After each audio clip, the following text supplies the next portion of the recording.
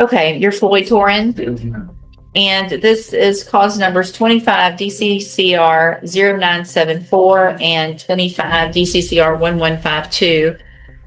Mr. Torin was previously in court, entered pleas of guilty to attempt to commit theft of property. It was enhanced to a second degree because of priors, and then evading arrest or detention with the vehicle, also enhanced to a second degree.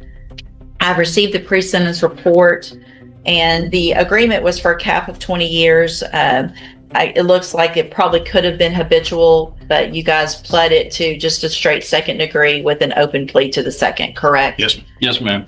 And I've received the pre-sentence report as well as some documents that Mr. Radford has sent in with regard to Mr. Torin's mental health, as well as some physical issues, and one letter as well of support. Have you both had an opportunity to review all of that? Yes, ma'am. Yes, Judge. Are there any additions or corrections to that pre-sentence report? Just the things that I submitted, Judge. Okay, Mr. Radford, you may proceed. Judge, Mr. Torin has an extensive criminal history. However, as he has gotten older, he has had some health issues.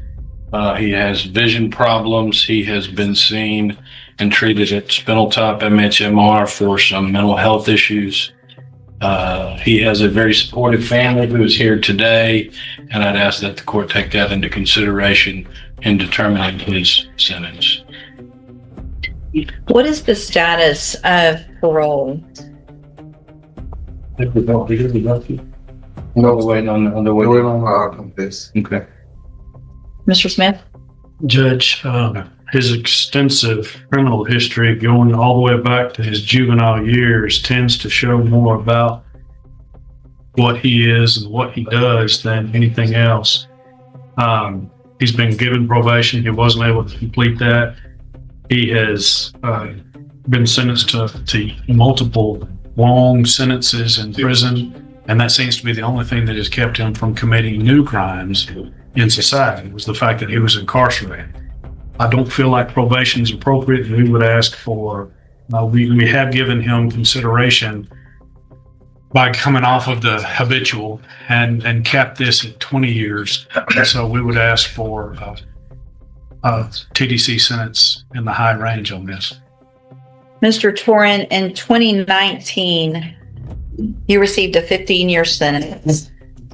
So you were only not, I don't know how long it doesn't show me when you got out or how long you were in on that, but obviously. I got out August 23. So you got out in 2023, and less than 2 years later, you've got 2 more felonies, which add up to your 11th and 12th felony offense. And I understand the issues with PCP. It looks to me like that's more of an issue than anything else. I understand there's some mental health issues, but you as a grown man have had every opportunity to get help and try to get in TDC, out of TDC, to live your life outside of prison, and you've chosen not to do that. Your only time clean is when you're in custody. That's what you told the person doing that substance abuse. Buckle up, guys. Today we're stepping into a courtroom where the outcome seems uncertain at first, but every statement slowly reveals where this case is heading. The judge reviews the charges, the guilty plea, and the agreed sentencing cap before hearing both sides. The defense points to the defendant's health struggles, mental health treatment, and supportive family, hoping for mercy. The prosecutor pushes back with a lengthy criminal record, failed opportunities, and repeated offenses, while the judge carefully examines his past, creating growing suspense over what punishment will ultimately be handed down. Assessment.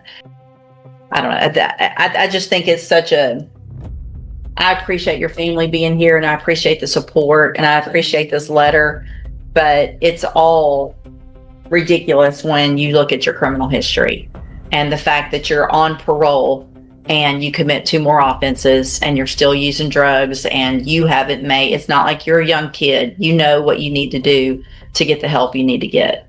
And you've made a conscious decision not to do that.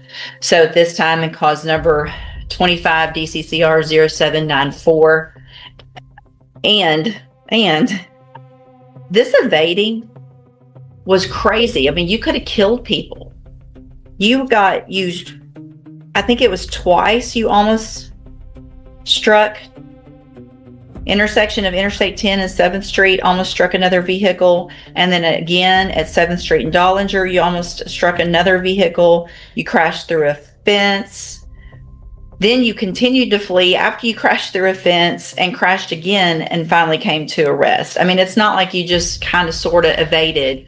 This is, your behavior is just a danger to everybody here in Jefferson County. So that being said, 25 DCCR 0794, I'm going to find that you entered your plea of guilty freely and voluntarily, find sufficient evidence to find you guilty, and at this time find you guilty of an attempt to commit theft of property, find that prior conviction true, or the prior convictions true in that case, sentence you to a term of 20 years in the institutional division of the Texas Department of Corrections.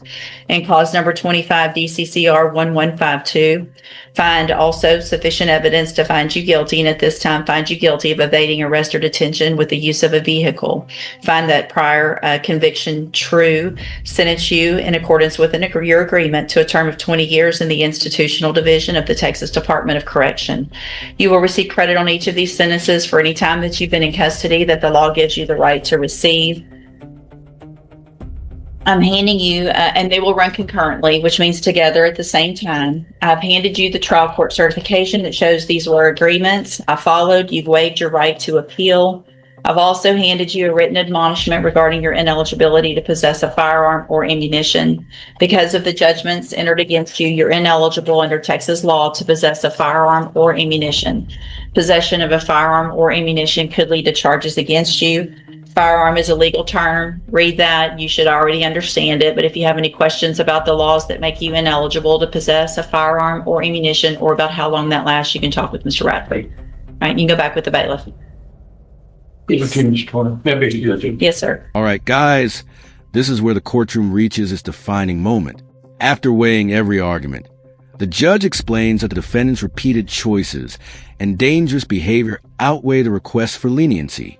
She describes a reckless police chase, emphasizing the risk posed to innocent drivers before formally delivering the verdict.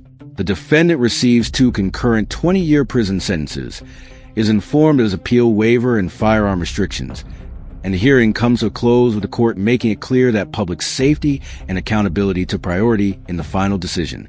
If you enjoyed this courtroom breakdown, don't forget to like the video, subscribe to the channel, and turn on notifications so you never miss another case. Thanks for watching, and we'll see you in the next video.